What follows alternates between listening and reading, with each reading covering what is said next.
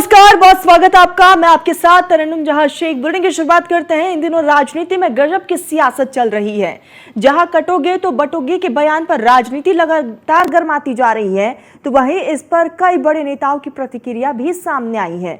तो वहीं इस पर कांग्रेस के अध्यक्ष मल्लिकार्जुन खड़गे ने भी अपना बयान दिया, जिसके बाद से कई साधु संतों का गुस्सा भी सामने आया है और तमाम बड़े नेताओं ने भी खड़गे के बयान पर पलटवार किया है। क्या कुछ कहना रहा है मल्लिकार्जुन खड़गे का, वो भी हम आपको सुनाएंगे। झारखंड में कांग्रेस के राष्ट्रीय अध्यक्ष जी ने जिस ढंग से साधु महात्माओं के खिलाफ, सनातन संस्कृति के खिलाफ बयानबाजी की है, मैं उसकी घोर निंदा करता हूं। कांग्रेस पार्टी का पुराना इतिहास रहा है कि सनातन संस्कृति को चोट पहुंचाने वालों के खिलाफ जिस ढंग से, मैं कह सकता हूं, मुगल आक्रांताओं ने भारत की सनातन व्यवस्था को छिन्न भिन्न करने का असफल प्रयास किया था, फिर भी सनातन धर्म, सनातन संस्कृति आज पूरी दुनिया को दिशा दिखाने का काम कर रही है। कांग्रेस पार्टी को इसके लिए माफी मांगनी चाहिए और इस प्रकार की बयानबाजी को देश की जनता कभी स्वीकार नहीं करेगी। सनातन धर्म में साधु सन्यासी क्या पहनेंगे, इसको कांग्रेस पार्टी कैसे परिभाषित कर सकती है, जो भ्रष्टाचार के आकंठ दलदल में डूबी है, तुष्टीकरण की राजनीति में डूबी हुई है और सनातन धर्म पर जब जब हमले हुए हैं, कांग्रेस पार्टी ने हमेशा ऐसे लोगों को प्रमोट करने का काम किया है। कांग्रेस पार्टी के लोगों का इतिहास रहा है झूठ बोलना और लोगों को बांटकर सत्ता हासिल करना, कांग्रेस की परंपरा रही है। हम मल्लिकार्जुन खड़गे जी के बयान की निंदा करते हैं और वो जो 70 साल तक शासन किया हो, पिछड़ों को धोखा दिया, दलितों को धोखा दिया, मुसलमानों को धोखा दिया और आज मुद्दों से हट करके बात कर रहे हैं। ये जब सत्ता में थे तो इन्होंने शिक्षा का ध्यान नहीं दिया, स्वच्छता पर ध्यान नहीं दिया कि देश में स्वच्छता कैसे हो, इलाज के लिए लोगों को, गरीबों को इलाज की व्यवस्था कैसे हो, किसानों को खाद बीज कैसे सुलभ हो, इस पे ध्यान। हमारा कोई मतलब नहीं है। उन्होंने पूरे देश को बर्बाद करने का काम किया था। आज देश की जनता ने निकाल दिया है कांग्रेस को, क्योंकि देश की जनता देख रही कि किसने विभाजन किया, किसने हमारा भ्रष्टाचार करके लूटने का काम किया, किसने हमको जो है पीछे कर दिया बहुत सालों। आज आदरणीय मोदी जी के नेतृत्व में, भारतीय जनता पार्टी के नेतृत्व में जो सरकार तीसरी बार बनी है, तो ये क्या जबरदस्ती सरकार बन गई है? ये देश की जनता ने सरकार बनाई है। विश्वास है उनको कि यही सरकार है जो हमें आगे ले जा सकती है, देश को आगे ले जा सकती है। ठीक, मोहसिन जी और सुरेंद्र जी, आप दोनों ने अपना कीमती वक्त दिया, बहुत बहुत शुक्रिया आपका। तो लगातार रिएक्शन सामने आ रहे हैं, हमारे सहयोगी पीयूष भी बने हुए। पीयूष, हमने दोनों को ही सुना, वार पलटवार का सिलसिला अब शुरू हो चुका है। कांग्रेस की तरफ से बयान तो दे दिया गया, लेकिन स्वीकारा नहीं जा रहा है।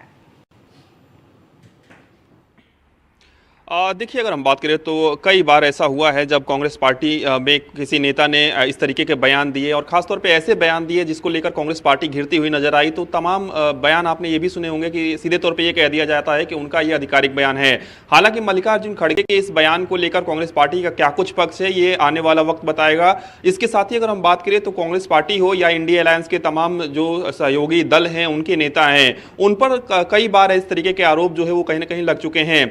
सबसे बड़ी बात है कि उत्तर प्रदेश के मुख्यमंत्री योगी आदित्यनाथ का जो बयान आया कि बटेंगे तो कटेंगे, आप देखिए कि इस बयान ने अभी नहीं बल्कि जब हरियाणा में चुनाव हो रहे थे तब भी काफी माहौल इस बयान ने बनाया था। और इसके अलावा आप देखिए कि सीएम योगी के इस बयान के बाद चाहे वो आरएसएस प्रमुख मोहन भागवत की बात करें या प्रधानमंत्री नरेंद्र मोदी की बात करें, उनका भी मिलता जुलता बयान आया था। यानी ये कह सकते हैं कि भारतीय जनता पार्टी को एक लाइन मिल गई है और इस लाइन को किस तरीके से तोड़ा जा सके, खत्म किया जा सके, इसको लेकर ये कहना गलत नहीं होगा कि बटेंगे कटेंगे, पर चाहे वो बीजेपी हो, बीजेपी की तरफ से पहले पोस्टर्स लगाए गए, समाजवादी पार्टी की एंट्री हुई, बहुजन समाजवादी पार्टी की एंट्री हो गई और अब कांग्रेस की भी एंट्री हो गई है इसमें। बिल्कुल, सबसे बड़ी बात है कि किसी चीज को लेकर अगर राजनीतिक रूप से खतरा महसूस होता है तभी कहीं ना कहीं इस तरीके से जो बयान है वो नेताओं के आते हैं। आप देखिए कि कांग्रेस पार्टी ने जब पिछली बार जब चुनाव हो रहे थे लोकसभा के, तो संविधान को लेकर किस तरीके से जनता के बीच में कांग्रेस पार्टी गई और बीजेपी पर घेरा और कहीं ना कहीं इसका फायदा भी कांग्रेस पार्टी को थोड़ा बहुत जरूर हुआ था।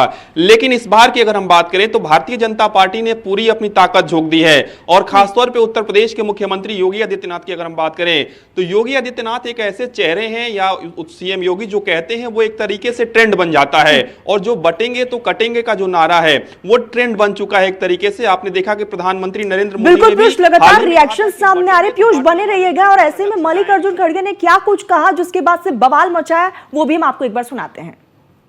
कौन एक साधु के बेस में रहते हैं, लेकिन अच्छे पॉलिटिशियंस बन गए हैं, चीफ मिनिस्टर भी बने हैं, और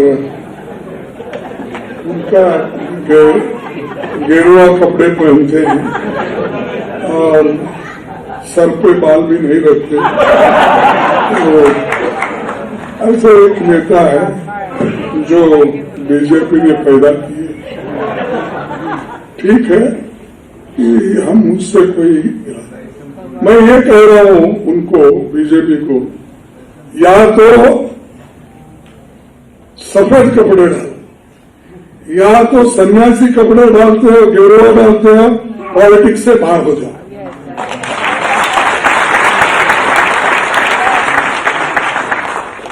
भाई उसकी पवित्रता क्या रही? एक तरफ गेरुआ कपड़े डालते हो, जज साहब आपको पूछ रहा हूं, एक तरफ गेरुआ कपड़े डालते हो, दूसरों को उपदेश करते हो, बटेंगे तो कटेंगे बोलते हो, और ये क्यों डाले? कौन एक साधु के। पीयूष, आपने सुना, काफी मजाकिया अंदाज में मल्लिकार्जुन खड़गे ने बिना नाम लिए बीजेपी पर तंज कसा है। बिल्कुल, अगर हम बात करें, चूंकि चुनाव का दौर है और झारखंड महाराष्ट्र में चुनाव होने वाले हैं, और निश्चित रूप से एक पार्टी जो है वो दूसरी पार्टी पर तंज कसती है, लेकिन सबसे बड़ी बात है कि इन चुनावी जनसभाओं में सबसे बड़ा जो टारगेट बन जाता है और आसानी से कोई टारगेट बना लेता है तो वो है सनातन धर्म। सनातन धर्म पर आपत्तिजनक टिप्पणी तक कर दी जाती है, और क्योंकि सब लोग जानते हैं कि सनातन धर्म की ओर से इस तरीके से आवाजें नहीं उठती है विरोध में।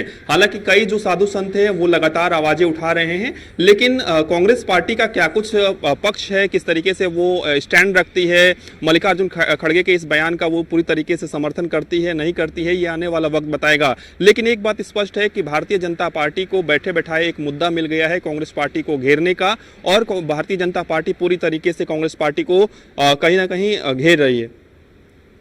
बिल्कुल पीयूष, लगातार वार पलटवार का सिलसिला जारी है, और ऐसे में हम देख रहे हैं पीयूष, लगातार एक तरफ महाराष्ट्र में इलेक्शन है, झारखंड में इलेक्शन है, उत्तर प्रदेश में उपचुनाव, और इस बीच जो है इस तरह का बयानबाजी है। अब दूसरी तरफ साधु और संतों का भी रिएक्शन सामने आ रहा है। साफ तौर पर कहा जा रहा है कि मल्लिकार्जुन खड़गे माफी मांगे। बिल्कुल, अगर हम बात करें तो लगातार आप देखिए कि इस तरीके के जो बयान है वो साधु संतों की ओर से आ रहे हैं। एक ताज़ा वाकया आपको बताता हूं। अफजाल अंसारी हैं, समाजवादी पार्टी से सांसद हैं, उन्होंने एक हाल ही में बयान दिया था, खासतौर पे उन्होंने गांजा को वैध बनाने की मांग की थी। इसके अलावा कल की अगर हम बात करें तो बाकायदा उनका जो व्हाट्सएप है, वो नंबर है, वहां पर एक स्टेटस लगाया जाता है और एक फेसबुक का जो लिंक है वो साझा किया जाता है, और उस लिंक में जब आप क्लिक करते हैं तो ऐसा वीडियो आता है जिसमें एक संत के भेष में व्यक्ति जो है वो गांजा पीते हुए नजर आता है।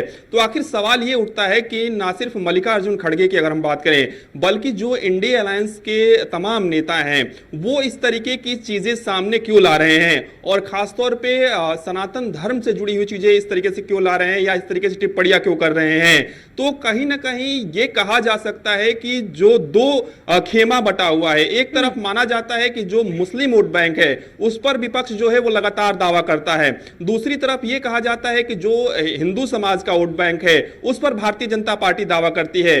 तो क्या ये इसी रणनीति का हिस्सा है कि आप किसी समाज को लेकर, किसी धर्म को लेकर इस तरीके से टारगेट कर दे, इस तरीके से टिप्पणी कर दे ताकि दूसरे समाज का वोट आपको मिल जाए? तो निश्चित रूप से ऐसा नहीं होना चाहिए, और तमाम जो राजनीतिक विशेषज्ञ हैं उनका मानना है कि कहीं ना कहीं बटेंगे तो कटेंगे की जो काट है वो इंडिया अलायंस के जो नेता हैं वो लगातार ढूंढ रहे हैं, और यही कारण है कि इस तरीके के जो स्टेटमेंट्स है वो कहीं ना कहीं आ रहे हैं। हालांकि एक बात जरूर है कि भारतीय जनता पार्टी को बैठे बैठाए एक जो मुद्दा है वो कहीं ना कहीं मिल गया है, और लगातार यही कारण है कि ये कहना गलत भी नहीं होगा कि जब भी इलेक्शन करीब होता है सनातन को टारगेट करना बहुत आसान हो जाता है। बिल्कुल। और सबसे बड़ी बात है कि जब सनातन को टारगेट किया जाता है तो आप समझिए कि दूसरी तरफ जो प्रतिक्रियाएं आती है तो कहीं ना कहीं ये कह सकते हैं कि उत्तर प्रदेश के मुख्यमंत्री योगी आदित्यनाथ जिस तरीके से सनातन की बात करते हैं, वो सनातन धर्म की रक्षा की बात करते हैं। आप देखिए उत्तर प्रदेश से भी अब आवाजें उठने लगी है कि सनातन धर्म रक्षा बोर्ड बनाया जाए।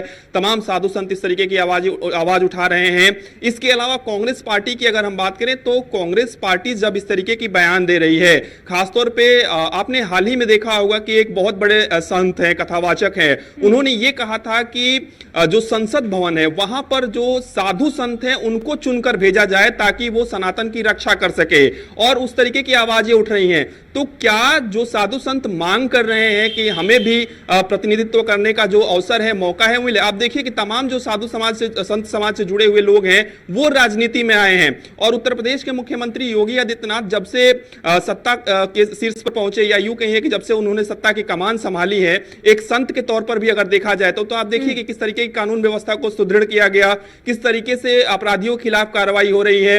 लेकिन जो बयान आया है, बटेंगे तो कटेंगे, उसके बाद आप देखिए कि एक रहेंगे तो सेफ रहेंगे। बिल्कुल बिल्कुल बिल्कुल पीयूष, और ऐसे में लगातार बयानबाजी का सिलसिला जारी है। और पीयूष, देखने वाली बात यही होगी कि कांग्रेस की तरफ से इस पर स्पष्टीकरण क्या कुछ आता है। आप हमारे साथ जुड़े, बहुत बहुत शुक्रिया पीयूष तमाम जानकारी के लिए। तो लगातार वार पलटवार का सिलसिला जारी, देखने वाली बात कि कांग्रेस की तरफ से क्या कुछ रिएक्शंस आते हैं। फिलहाल के लिए बुलेटिन में बस इतना ही। आप देखते रहिए News1 इंडिया।